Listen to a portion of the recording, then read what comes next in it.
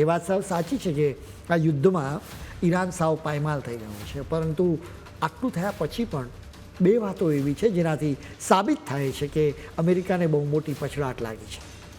પહેલી પછડાટ તો એ કે અમેરિકા આટલું જોર કરીને પણ હોર્મુઝની સામુદ્રધુનીનો રસ્તો ખુલ્લો કરાવી શક્યું નથી. ઈરાનના નવા સુપ્રીમ લીડર મોજતબ ખામીની તો ચોખ્ખું કહી છે કે હોર્મુઝનું સામુદ્રધુનીનો રૂટ હજુ પણ બંધ જ રાખવાનો છે. એમણે તો ચોખ્ખું એમ પણ કહી દીધું કે આ રસ્તો બંધ રાખીને દુશ્મન પર દબાણ લાવવાનું છે.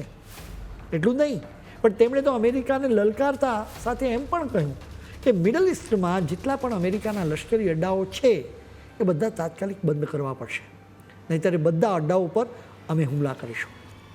આ બધું જોતાં લાગે કે અમેરિકા ભલે મોટો સુપર પાવર કહેવાતું હોય, પરંતુ ઈરાન હજી એને બરાબરની ટક્કર આપી રહ્યું છે.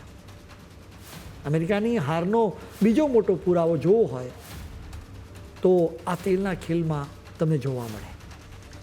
અત્યાર સુધી અમેરિકા એવા દેશો પર લાલચોળ થતું હતું જે રશિયા પાસેથી ક્રૂડ ઓઇલ ખરીદતા હતા.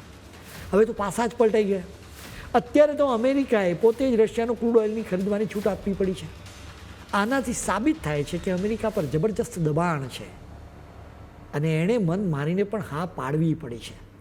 અમેરિકા સારી રીતે સમજે છે કે જો ક્રૂડ ઓઇલના ભાવ જો આકાશે પહોંચે ને તો આખી દુનિયામાં મોંઘવારીનો માર વધશે, અને જો મોંઘવારી વધશે તો છેવટે મોટી મંદી આવશે જે અમેરિકાને પણ લઈને ડૂબાડશે. એટલે પોતાની આબરૂ બચાવવા અને મંદીથી બચવા માટે અમેરિકાએ હવે નમતું જોખવું પડ્યું છે. આ બધું જોતાં લાગે કે હવે સુપર પાવરના પાયા પણ હચમચી ગયા છે.